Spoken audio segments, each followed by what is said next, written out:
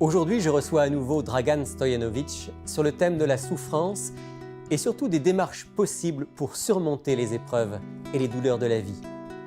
Ça nous concerne tous, à un moment ou à un autre, et ça ne peut laisser personne indifférent. Alors, restez avec nous. Bienvenue dans l'émission Il est écrit.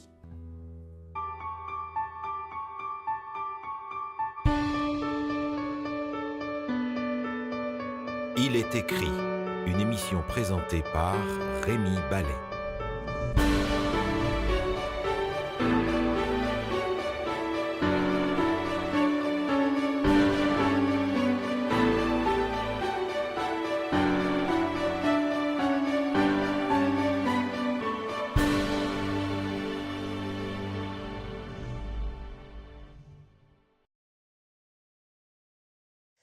Dragan Stojanovic, merci beaucoup d'être revenu dans l'émission Il est écrit aujourd'hui pour en quelque sorte poursuivre notre conversation sur le sujet que nous avons évoqué la dernière fois, la question de la souffrance.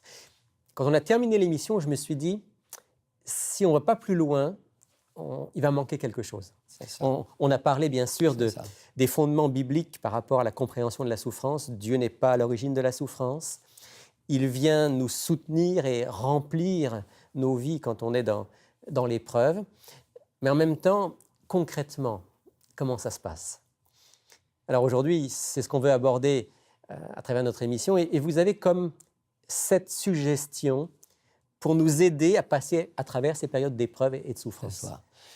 C'est d'un côté l'expérience de la vie qui nous apprend, mais aussi la parole de Dieu qui nous inspire, afin de savoir ce qu'on doit faire quand on passe par ces moments qui sont un défi pour nous-mêmes, un défi même pour la raison, sont tellement de fois, mais je dirais que si on suit ces éléments, on est sûr que la souffrance, dans la perspective de la présence de Dieu, va nous enrichir.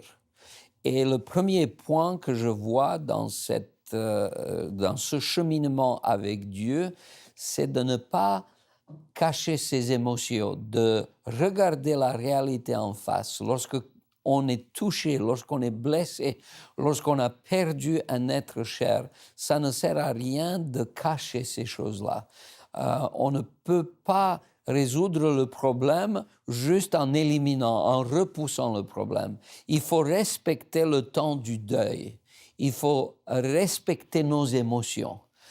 En repoussant les émotions, on va juste aggraver le problème. Même si on a l'impression parfois que c'est une forme de protection de nous-mêmes et des autres. C'est ça. En réalité, ça nous empêche de cheminer. Ça ne sert à rien juste de sauver les apparences et de se montrer fort. Parce qu'il est évident, et beaucoup de spécialistes qui ont étudié ces questions nous montreront qu'à la fin, l'homme restera encore fragile longtemps, plus longtemps de ce que normalement cela est nécessaire. Et je pense personnellement à quelqu'un qui était dans une telle situation. J'ai pensé à un héros, le roi David. À l'époque, il n'était pas un roi, mais il était quelqu'un qui a vaincu Goliath. Et tout le monde le connaissait comme un héros extraordinaire. Sauf le temps est venu qu'il était obligé de se cacher du roi Saül. Qui était jaloux de lui. Qui était jaloux de lui. Et il était dans le désert, il était dans les pays autour. Et à un moment donné, il a même servi dans l'armée des autres rois. Autrement dit, il a été payé pour cela. Cependant, lorsqu'il est venu une fois à la maison, c'était une très grande surprise et une très mauvaise surprise. Toute la ville a été détruite et ses femmes et les enfants, avec les familles des autres soldats, ont disparu. C'était horrible et le texte de la Bible nous dit... Alors on va le lire peut-être. Voilà, le premier Samuel. Dans le premier livre de Samuel. Au chapitre 30, on peut lire le verset 4 qui explique ce qui s'est passé lorsqu'ils ont découvert Tsiklag totalement détruit et ils étaient privés de leurs femmes et de leurs enfants. Alors 1 Samuel 30, verset 4 qui dit « Alors David et le peuple qui était avec lui sanglotèrent jusqu'à ce qu'il n'ait plus la force de pleurer. Voilà. Ça, Je ne veux pas vous conseiller. C'est très dans l'esprit biblique, dans l'esprit du Moyen-Orient. C'est ça. On s'exprime à fond. À fond. Mais n'oubliez pas que c'est un héros, quelqu'un qui ose affronter Goliath. Personne dans son royaume n'était capable de faire le défi de cet homme-là. Seulement lorsqu'il est venu là, il est spontané. Il perd les enfants, il perd les maisons, tout est détruit. J'ai pu voir des villages entièrement détruits. Je me rappelle une fois, j'ai visité 2 villages. Dans les 2 villages, il n'y avait qu'une maison qui était abîmée, mais au moins où on pouvait s'abriter là-bas. Tout le reste était comme un décor des films d'horreur. Désolation. Désolation. Et je peux m'imaginer ce que ça veut dire quand on parlait en Bosnie de nettoyage ethnique. C'est horrible, c'est horrible. Et quand vous vous trouvez dans une situation pareille, vous pensez qu'il vaut mieux cacher votre attitude, il faut se montrer fort. Mais voilà ce que David, le grand héros, a dit. C'est qu'il faut exprimer. Il faut exprimer. Et c'est très important pour nous. Et quand on lit, par exemple, le psaume 42 nous dit « Mes larmes sont ma nourriture parce qu'il y a beaucoup d'ennemis autour de moi, mais je trouve mon espérance en l'Éternel. » Alors, justement, vous mentionnez l'Éternel. Quand on dit qu'il faut l'exprimer, quelque part l'évacuer, c'est aussi le faire envers Dieu. C'est ça. Et c'est ce que je mettrais comme deuxième point. Le premier attachement devrait être auprès de Dieu. C'est vrai, nous verrons par la suite qu'il faut aussi avoir un contact direct avec ceux qui nous entourent, mais la réalité, c'est que Dieu est avec nous dans toutes les situations. Et j'aime cette présence de Dieu. Et nous pouvons dire que la Bible est pleine des situations où on voit les hommes et les femmes qui s'adressent à lui. Qui expriment aussi leur souffrance à Dieu. Même Jésus avait dit, je dois vous apprendre, lorsque les difficultés arrivent, lorsque vous êtes oppressés, lorsque vous souffrez, de vous adresser à Dieu et de ne jamais perdre la patience, de persévérer dans vos prières. Et c'est le texte de l'évangile de Luc au chapitre 18. Luc 18. Et moi, j'aimerais bien qu'on lise, c'est l'histoire, la parabole de la veuve qui avait des problèmes avec un juge qu'on appelle inique, qui ne craignait point Dieu. Et elle insistait, elle disait, fais-moi justice de ma partie adverse. Et puis la réponse de Jésus, après avoir raconté l'histoire, montrant que même ce juge unique, parce que cette veuve insistait à la fin, il a exaucé. Il a dit, OK, je t'accorde selon ton insistance. Et le texte nous dit, à partir de verset 6 jusqu'au verset 8, la réponse de Jésus. Le Seigneur ajouta, « Entendez ce que dit le juge inique, et Dieu ne ferait-il pas justice à ses élus qui crient à lui jour et nuit? Tarderait-il à leur égard? Je vous le dis, il leur fera promptement justice. Mais quand le Fils de l'homme viendra, trouvera-t-il la foi sur la terre ?» Quand Dieu est avec nous, nous n'avons rien à craindre. L'apôtre Paul a dit cela très clairement. Si Dieu est avec nous, qui sera contre nous? On a un allié tellement extraordinaire que nous n'avons rien à craindre. Donc on a dit, dans ce cheminement, première chose, ne pas cacher notre souffrance, l'exprimer. Et l'exprimer d'abord à Dieu, deuxième point dans la prière. Voilà. Et je dirais que le troisième point serait de chercher un appui autour de nous. Voilà. Je dirais que dans la nature du mal, c'est de nous isoler. Et plus nous sommes isolés, plus nous sommes vulnérables. C'est la raison pour laquelle il est normal, il est naturel à ce que nous puissions être entourés. Même quand on regarde le livre de Job, Job a passé beaucoup de temps. C'est vrai que ses amis n'avaient pas la meilleure attitude. Ce n'étaient pas les meilleurs amis du monde, mais malgré tout, ils étaient là. Ils étaient là. C'est dans la souffrance, on a besoin de la présence. Et il est important à ce que nous puissions dire, oui, le Seigneur, tu es avec moi, mais j'aimerais bien cet esprit d'équipe. Il y a toute la notion de chaleur humaine, d'affection partagée, de soutien dans l'épreuve. C'est ça. Je pense surtout à la reine Esther. Oui. C'est un très beau texte. À un moment donné, l'ennemi d'Esther et de Mardochée, des autres personnes de l'époque qui appartenaient au peuple d'Israël, étaient devant un défi parce que les gens voulaient les éliminer. C'était le début, comme je disais, de nettoyage ethnique. C'était l'antisémitisme déjà. Voilà. Et au chapitre 4, on se rend compte que les Juifs ont pu voir le mal s'approcher d'eux. Il y avait quand même des problèmes, des obstacles à l'intervention d'Esther, qui était la reine, et qui a caché son origine. Et c'était la législation du pays. Elle ne pouvait pas accéder quand elle voulait auprès du roi. Elle devait avoir l'autorisation. Mais elle a décidé que pour sauver son peuple elle allait enfreindre la règle. Et si on lit le texte ici, on se rendra compte verset 16, je pense. Hein, voilà. Esther 4, verset 16. Vous pouvez lire. Oui. Va rassembler tous les Juifs qui se trouvent à Suse, jeûner à mon intention, sans manger ni boire pendant 3 jours, 24 heures sur 24. C'est ça. Moi aussi, je jeûnerai de même avec mes jeunes servantes. Dans ces conditions, j'irai chez le roi malgré la loi. Si c'est pour ma perte, je périrai. Voilà. Je trouve ça extraordinaire.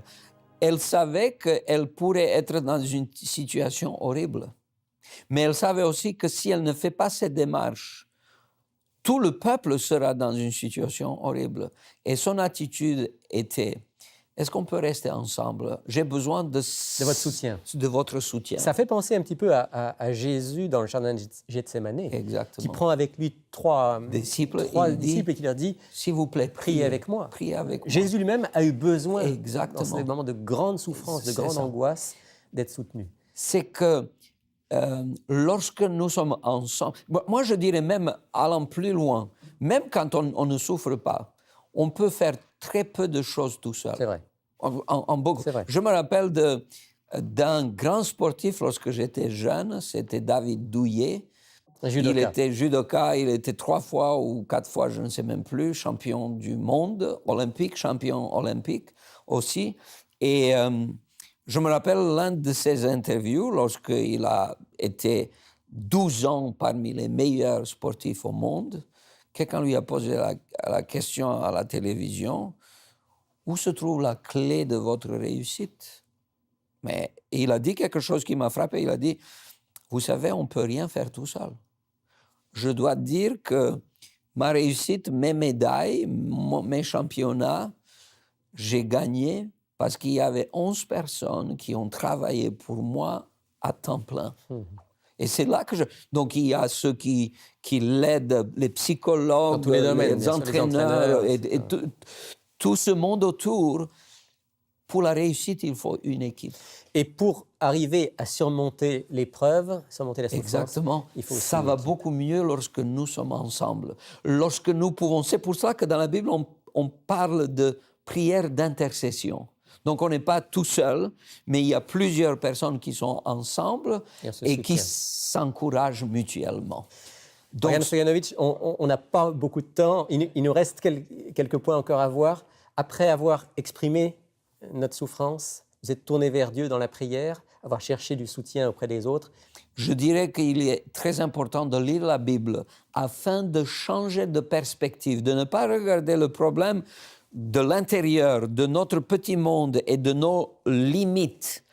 Il est mieux d'avoir la perspective de Dieu, la sagesse. C'est la parole de Dieu qui nous dit que la Bible est pure et elle nous permet de voir. La Bible est un bouclier pour tous ceux qui sont dans des situations difficiles. Dieu élargit notre vision. Exactement. Je dirais encore un autre conseil, c'est de rester actif autant que cela est possible, parce que la tendance, lorsqu'on est dans la souffrance, c'est de ne rien faire, de désespérer. Alors que nous avons beaucoup de textes dans la Bible qui nous expliquent qu'il est possible de surmonter l'épreuve dans l'action. Je vais juste donner un exemple de Paul qui était en prison. L'apôtre Paul. L'apôtre Paul. Et je dois dire que les prisons de l'époque n'ont rien à voir avec ce qu'on peut faire aujourd'hui. Même aujourd'hui, ce n'est pas bien. C'est les cachots infects. Exactement. Et là-bas, l'apôtre Paul, il a écrit des textes magnifiques que nous avons la possibilité de lire. Il a aussi chanté.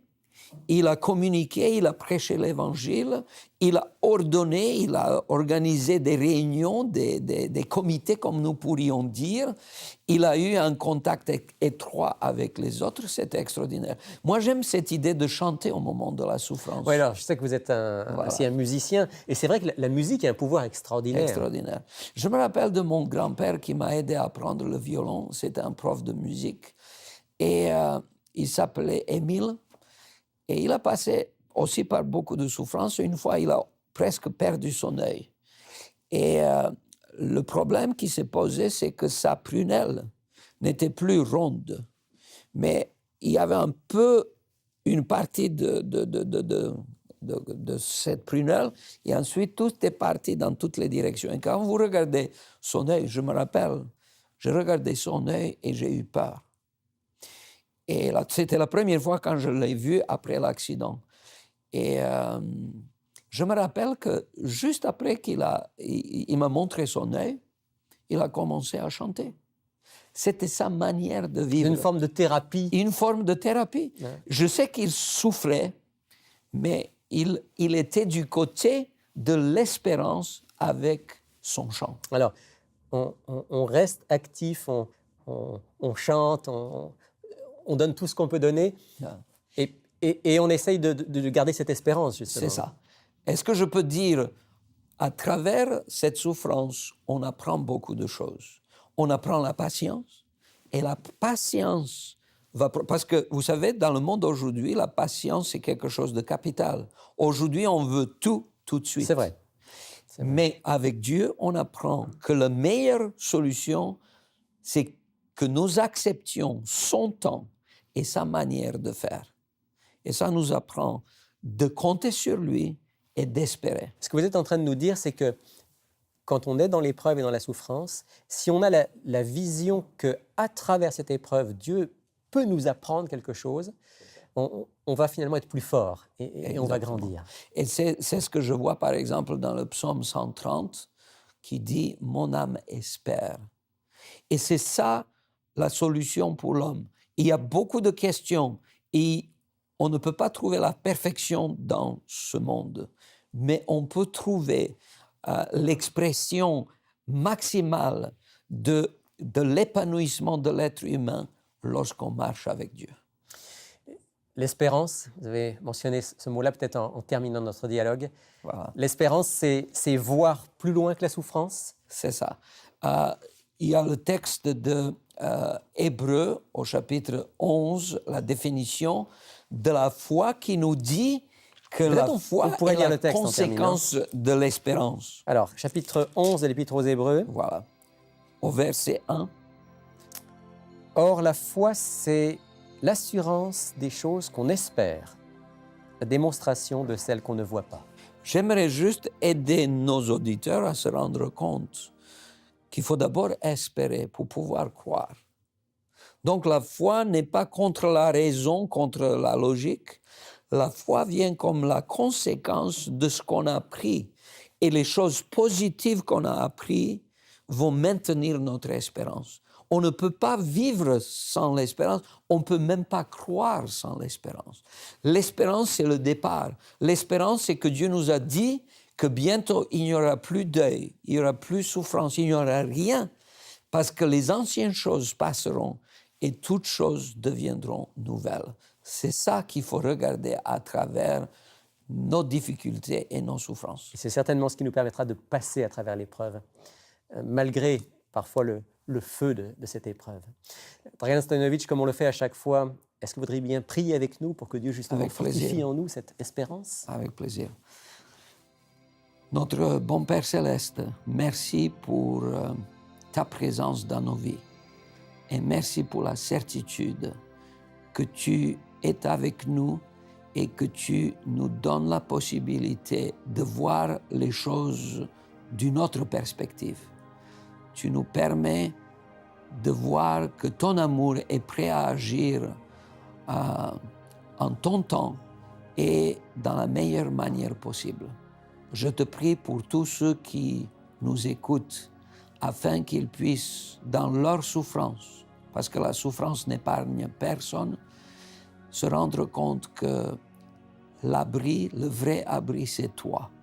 Et qu'ils puissent, dans ces moments difficiles, se rendre compte qu'auprès de toi, ils trouveront tout ce qui est nécessaire, qu'ils puissent lire la parole, qu'ils puissent chanter, qu'ils puissent te mettre toutes les choses entre tes mains et recevoir tes bénédictions. Et surtout, aide-nous à garder l'espérance jusqu'à ton retour. Au nom de Jésus. Amen. Bonjour, je m'appelle Sylvain Duval et je suis responsable des cours bibliques à Il est écrit. J'aimerais personnellement vous inviter à approfondir les sujets abordés dans nos émissions à l'aide du cours Découverte. Cette étude explore tous les grands thèmes bibliques en relation avec notre vie quotidienne.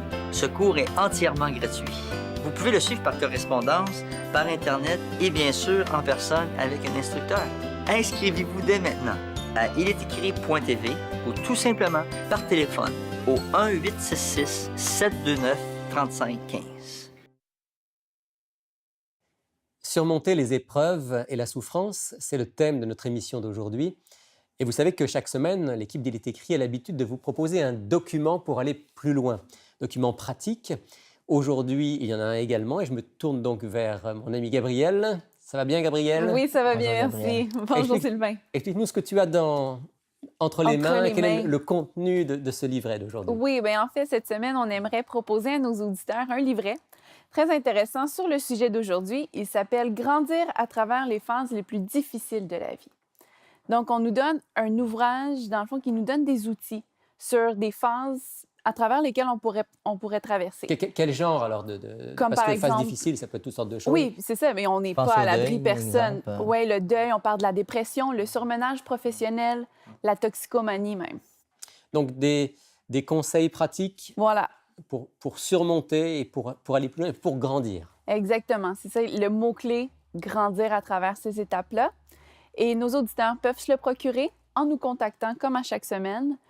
Il est 5 $ plus les frais de port. Ce qui est vraiment donné. Voilà. Donc, n'hésitez pas à demander votre exemplaire de ce livret « Grandir à travers les phases les plus difficiles de la vie ». Dans un instant, nos coordonnées, mais avant, je me tourne vers Sylvain. Alors, Il y a toujours des bonnes questions. tu as la question du jour. Oui. Aujourd'hui, on a une question de la part de Raymond de Montréal. Voici la question. J'aimerais savoir si les éclipses qu'ils annoncent en 2014 et en 2015 avec la lune rouge, si cela veut dire le retour du Seigneur et l'enlèvement des croyants.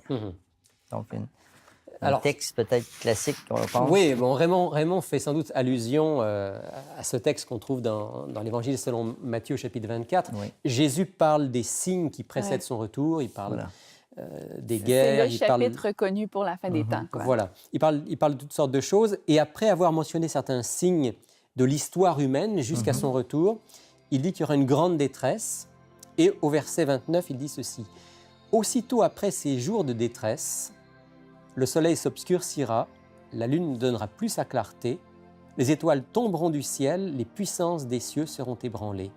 Alors, le signe du Fils de l'homme paraîtra dans le ciel, et les tribus de la terre verront le Fils de l'homme venir sur les nuées du ciel avec beaucoup de puissance et de gloire. » Donc, effectivement, le Christ lie son retour à un événement qui précède immédiatement. La lune ne donnera plus sa clarté, le soleil s'obscurcira, etc. Question, est-ce que c'est une éclipse dont il est fait mention là? Ben là, comme on sait déjà, en 2014, il annonce déjà 2 éclipses. En 2015 aussi 2. Voilà, alors... Donc, quel choisir, quel... C'est ça, parce qu'il y en a quand même fréquemment. Là. Voilà, et tu as donné la réponse. On ne peut pas... l'événement dont il est fait mention ici, c'est quelque chose d'énorme, c'est quelque chose d'inattendu, c'est quelque chose de jamais vu. Une éclipse de lune, comme tu dis, il y en a à peu près 2 ou 3 par an. Ça ne peut pas être en soi un signe de la fin. Je crois qu'il faut toujours faire très attention avec le sensationnalisme. Souvenons-nous que Jésus a dit, pour ce qui est du jour et de l'heure, Personne ne le sait. Personne ne le sait. Voilà. Donc, ne jouons pas aux petits prophètes. Soyons vigilants, soyons attentifs. Oui, c'est vrai, il y a des signes qui nous montrent dans l'histoire humaine qu'on arrive vers le terme de son histoire, que le Christ est bientôt là. Mais ne sautons pas sur chaque éclipse ou chaque pluie de météorites pour dire c'est la fin. Dieu nous montrera au temps convenable ce qu'il en est et le moment de son retour. On peut dire à Raymond, restez vigilants, mais ne prenez pas tout événement pour un signe de la fin. Ouais, puis pour moi, je pense qu'un signe important, c'est la prédication de l'Évangile. Exactement. L'un des grands signes, c'est que l'Évangile doit être connu dans le monde entier. Alors viendra la fin, dit Jésus. Voilà. Merci Raymond de nous avoir envoyé cette question. Avant de passer à la séquence suivante, veux-tu nous rappeler l'offre du jour? Bien sûr. Donc, on a le livret Grandir à travers les phases les plus difficiles de la vie, 5 $ plus les frais de port. Et voici maintenant comment vous pouvez vous le procurer. Pour effectuer votre commande, écrivez-nous à Il est écrit, casier postal 99, succursale Rosemont, Montréal, Québec, H1X3B6. Vous pouvez également passer votre commande sur le web à ilestécrit.tv ou par téléphone au 514-729-3515 dans la région de Montréal et sans frais au 1-866-729-3515 pour l'extérieur de Montréal. Sylvain, toi et moi, on a l'occasion chaque semaine de participer à un petit groupe de partage, un petit groupe de soutien. C'est une très belle expérience, quelque chose qui fait du bien. Oui. Et aujourd'hui, on voulait en parler à nouveau avec vous. C'est ça, aujourd'hui, moi, je veux simplement vous dire que je vis cette expérience-là avec beaucoup de joie à chaque semaine, avec l'occasion de pouvoir partager, de rencontrer des gens, à quelque part, oui, qui souffrent d'une façon ou d'une autre. On a vu aujourd'hui, dans le cadre de l'émission, qu'on va tous vivre une expérience de souffrance. Donc, c'est une occasion, comme tu sais, Rémi, de sortir de notre isolement. Voilà, de grandir ensemble. De grandir ensemble, de fraterniser ensemble. Des fois, oui, de rire ensemble, mais aussi des fois de pleurer ensemble. Et de pouvoir prier les uns pour les autres. Voilà. Je rappelle aussi à nos auditeurs qu'on a quelques petits groupes à travers le Québec actuellement, dans la région de Rigaud, Joliette, Saint-Jérôme, Montréal, évidemment. Différentes régions du Québec Voilà, où les petits groupes d'Il est écrit se développent. Donc, si vous pensez qu'un petit groupe de soutien pourrait vous être utile, n'hésitez pas à prendre contact avec nous. Si vous êtes dans la région de Montréal, ne manquez pas de nous visiter au centre Il est écrit, situé au 4505 boulevard Rosemont. Chaque samedi à 10h30, un message biblique y est présenté et une large place est faite à la musique, la prière en toute simplicité. Pour connaître nos autres lieux de rencontre dans la province du Québec, visitez ilestécrit.tv ou appelez-nous au 1-866-729-3515. Que vous suiviez notre émission depuis Montréal, Québec ou une autre région de la province, ou encore que vous soyez des auditeurs du monde francophone, merci. Merci de votre fidélité à l'écoute de l'émission Il est écrit. Toute l'équipe vous souhaite une très belle semaine. Et souvenez-vous, il est écrit « L'homme ne vivra pas de pain seulement, mais de toute parole qui sort de la bouche de Dieu ».